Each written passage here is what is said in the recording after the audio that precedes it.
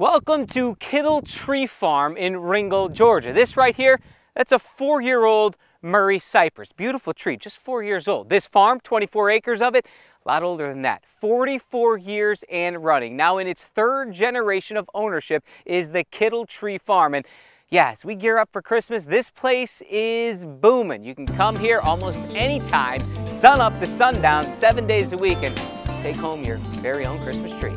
This is Adam Kittle, everyone. He just handed me this.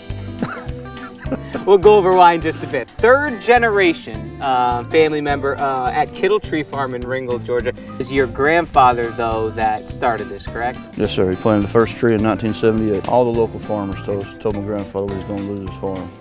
There was no way that anybody could buy trees from us. And here we stand on that same local farm. How many years later? Yeah. 40-some years later. 44 years later. Yes, 44 years later. Well, he says that the day we opened it, our customers were lined up all the way to 41 Highway, just waiting to get in.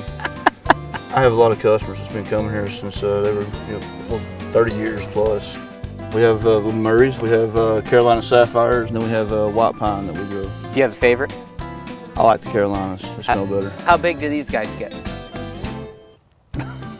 He points right there. I sell about 3 or 4 of the big trees a year.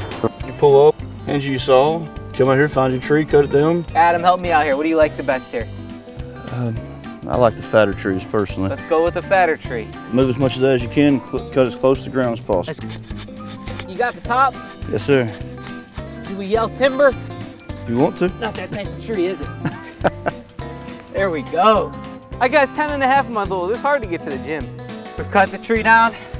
What's next? Just stick it right in here, and then we're going to shake all the loose needles out of it. Part of the 24 acres, you've got a darn near 10,000-foot chicken house. Part of it serves as where you check out and where you can buy some Christmas-themed stuff that a lot of it you've made out of Christmas trees. The floor itself is Christmas trees that we ran through a wood chipper. I make live planks like this, and then cut them down. I make stovetop covers. You've got handmade wreaths for sale as well. I use about every type of tree we have here on the farm to make them. It's got white pine, Carolina Sapphire.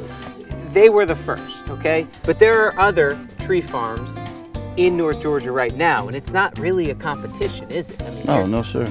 I send a lot of my customers. If I don't have a tree for you, I'll help you find it. I'll tell you who's got them. It's really not about the trees. It's more about the family tradition, you know. I mean, that's really what we're selling here. You know, the trees are great. I mean, but it's just the memories of you coming out with your family, cutting down the trees.